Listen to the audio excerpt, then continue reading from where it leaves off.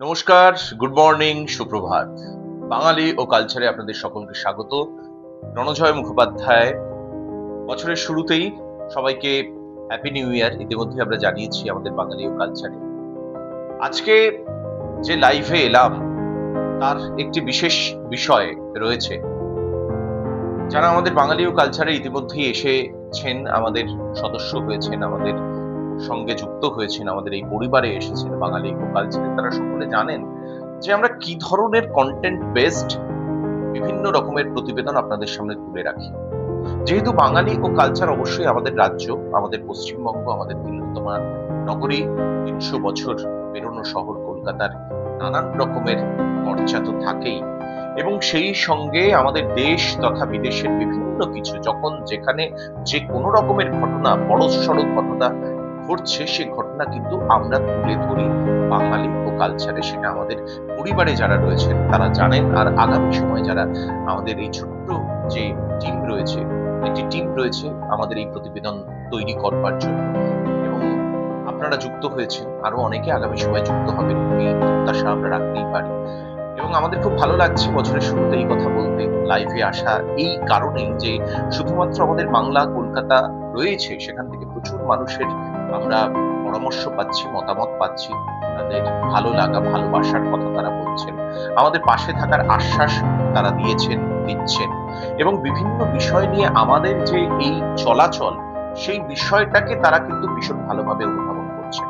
প্রথমেই যে কথাটা, আমাদের যারা সাবস্ক্রাইবার রয়েছেন তারা জানেন যে আমরা অযথা কোনো খবরকে বা কোনো প্রতিবেদনকে টেনে বড় করি না।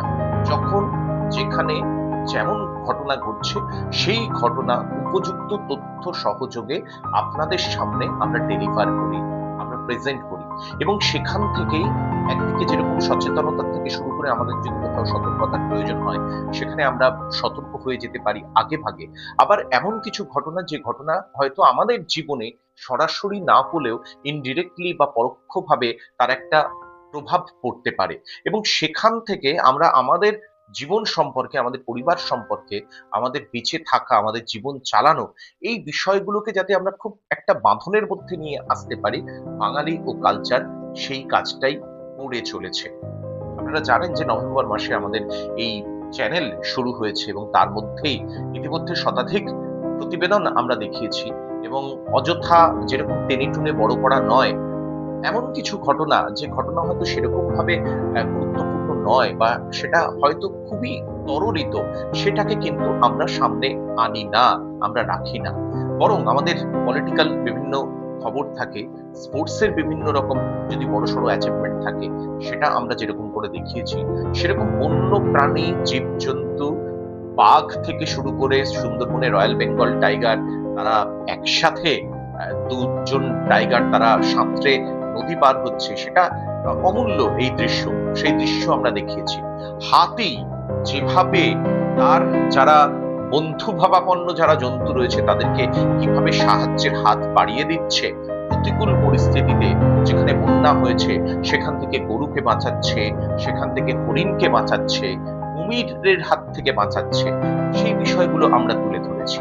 আবার কখনো বা বাঘ যখন রাস্তায় বসে রয়েছে, শীতের রাস্তায় বসে রোদ পোহাচ্ছে, এবং সেখানে পরের পর গাড়ি দাঁড়িয়ে গিয়েছে লাইন দিয়ে, একটা অন্য রকমের সুন্দর শীতের সকালের ছবি, সেই ছবিও কিন্তু আমরা বাঙালি ও কালচারে দেখিয়েছি, এবং আমাদের বন্ধুরা যারা সাবস্ক্রাইবার রয়েছেন তারা দেখেছেন, অনেক অনেক মানুষ তারা তাদের মতামত জানিয়েছেন, তাদের ভালো লাগার কথা জানিয়েছেন। আবার যখন বাগেশ্বর বাবা, তিনি যখন আমাদের এই শহর কলকাতায় এলেন, এয়ারপোর্ট বিমানবন্দরে পা রাখলেন, সে খবর আমরা দেখিয়েছি। সেখান থেকে তিনি ব্রিগেডে গেলেন বাগেশ্বর বাবা, সেখানে যে লক্ষ্যকণ্ঠে গীতা পাঠের আয়োজন করা হয়েছিল, সেই গীতা পাঠ অনুষ্ঠানে যোগ দিয়েছিলেন বাগেশ্বর বাবা। প্রতিবেদন আমরা দেখিয়েছি সেই জায়গা থেকে।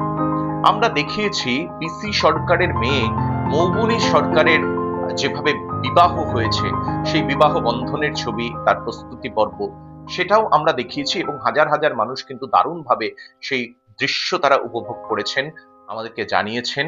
আমরাও ভীষণভাবে প্রত্যেককে, প্রত্যেকের কাছে যারা দেখছেন, যারা মতামত জানাচ্ছেন, যারা পাশে রয়েছেন, তাদের কাছে আমরা ভীষণ ভীষণভাবে কৃতজ্ঞ।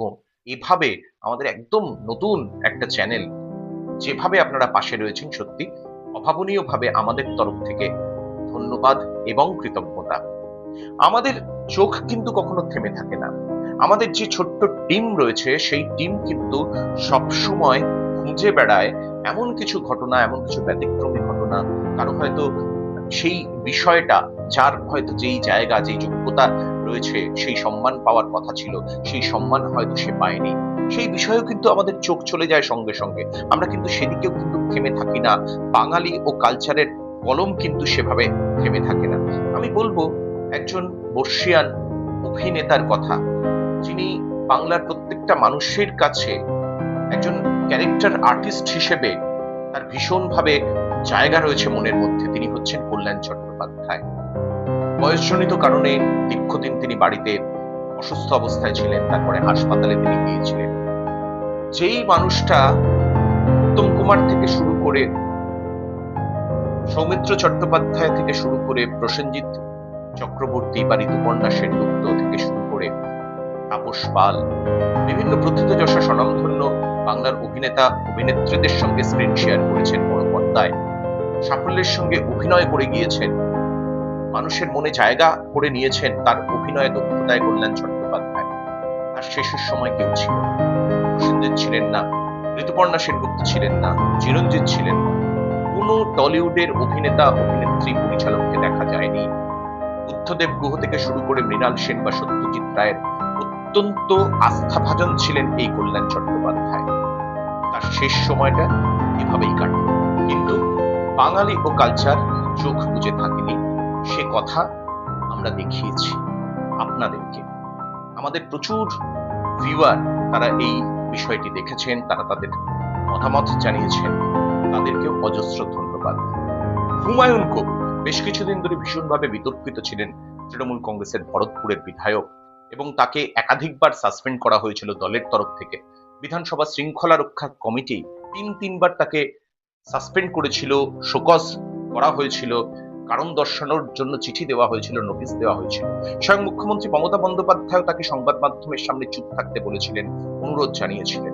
কিন্তু থোড়াই কেয়ার, সেই সব কিছুকে সম্পূর্ণভাবে ধূলিসাৎ করে দিয়ে দলের বক্তব্যকে না মেনে তিনি তার আপন পথে চলেছিলেন। এবং যে ঘটনা ঘটল, যখন বহরমপুরে মুখ্যমন্ত্রী মমতা বন্দ্যোপাধ্যায় তার জনসভায় যাচ্ছেন, সেখানকার স্থানীয় বিধায়ক হিসেবে ভরতপুরের হুমায়ুন কবির পৌঁছেছেন, শহর কলকাতায় একই সময়ে ফিরহাদ হাকিম তৃণমূল ভবনে সাংবাদিক সম্মেলন করে হুমায়ুন কবিরকে সাসপেন্ড করে দিলেন। এবং সেই জায়গা থেকেই হুমায়ুন কবির ঘোষণা করলেন, সভাস্থল থেকে, মমতা বন্দ্যোপাধ্যায় সভাস্থল থেকে তিনি বেরিয়ে এলেন, এবং তখনই তিনি সংবাদ মাধ্যমের সামনে ঘোষণা করলেন যে 22শে ডিসেম্বর নতুন দলের ঘোষণা করবেন তিনি, বাবরি মসজিদের শিলান্যাস হবে, এবং এভাবেই হুমায়ুন কবির 2026 সালের নির্বাচনে যে বড়সড় ভূমিকা নেবে তিনি এবং তার দল, সে কথা কিন্তু সগর্বে ঘোষণা করেছিলেন হুমায়ুন কবির। প্রত্যেকটা বিষয়, উপযুক্ত তথ্য সহ, তাদের বক্তব্য বাইট সহ আমরা দেখিয়েছি বাঙালি ও কালচারে। আমরা ভ্লাদিমির পুতিন যখন তিনি দিল্লিতে এলেন, প্রধানমন্ত্রী নরেন্দ্র মোদীর সঙ্গে একাধিক বৈঠক করলেন, কূটনৈতিক আন্তর্জাতিক পর্যায়ে যে আলোচনা হলো ভারতবর্ষের সঙ্গে, সূত্রের খবর অনুযায়ী বেশ কিছু তথ্য বেরিয়ে এলো।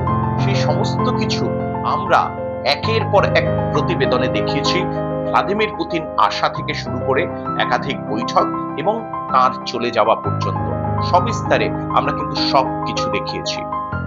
এবারে বলবো রজনীকান্তের কথা। দক্ষিণের অত্যন্ত নামী একজন অভিনেতা, দাপটের সঙ্গে অভিনয় করেছেন।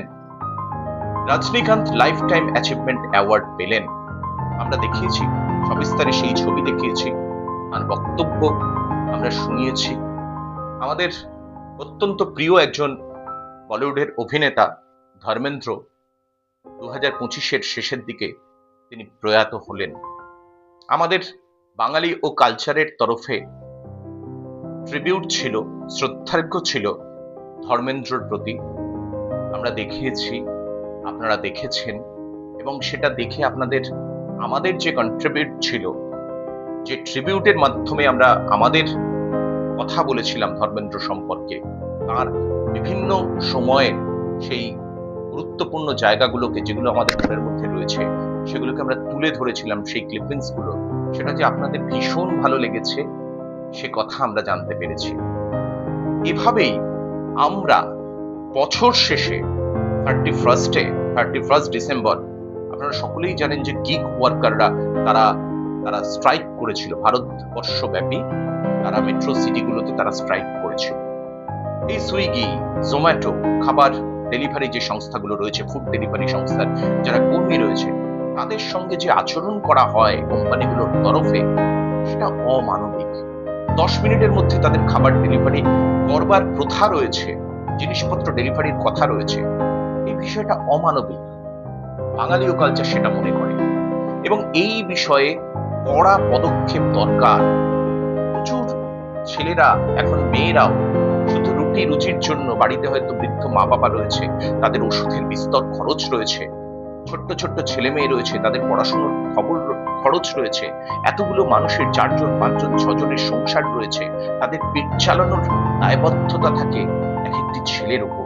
তাদেরকে রীতিমতো 10 মিনিটের ডেলিভারি, 20 মিনিটের ডেলিভারি নির্দিষ্ট সময় না পৌঁছলে কনজিউমার যিনি থাকেন তার গলা ধাক্কা খেতে হয়, কুরুচিপূর্ণ কথাবার্তা শুনতে হয়, খাবার ছুঁড়ে ফেলার একাধিক ঘটনা আমরা দেখেছি এবং আমরা দেখেছি প্রচুর দুর্ঘটনা দেখেছি, আহত হওয়ার ঘটনা দেখেছি, এমনকি প্রাণ চলে গিয়েছে এই ফুড বা অনলাইন ডেলিভারি সংস্থার যারা কর্মী রয়েছেন তাদের। এই কথা আমরা দেখেছি, সারা দেশ দেখেছে, ভারতবর্ষ দেখেছে। কিন্তু তারপরেও কিন্তু তাদের উপরে এই অমানবিক নির্যাতন সেটা বন্ধ হয়নি। বাঙালি ও কালচার চুপ থাকেনি, তাদের কথা তুলে ধরেছি আমরা আমাদের প্রতিবেদনে। এভাবেই চলছে বাঙালি ও কালচার। আপনাদের ভালোবাসা, আপনাদের পাশে থাকা, আপনাদের সহযোগ, আমরা এটুকুই চাই আপনাদের কাছ থেকে। এবং যেভাবে আমরা এগিয়ে চলেছি, সেখানে যদি কোনো রকম ভুল ত্রুটি ভুলভ্রান্তি থাকে, তাহলে অবশ্যই আমাদেরকে জানাবেন। আমাদের যে ছোট্ট টিম, এটুকু বলতে পারি, তারা নিরলসভাবে কিন্তু চেষ্টা করে চলে, কাজ করে চলে, শুধুমাত্র মানুষের কথা ভেবে।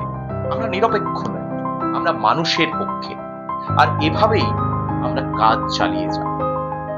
আপনি আমাদের পরিবারে যদি এসে থাকেন, তাহলে স্বাগত আপনাকে, অনেক ভালো লাগা।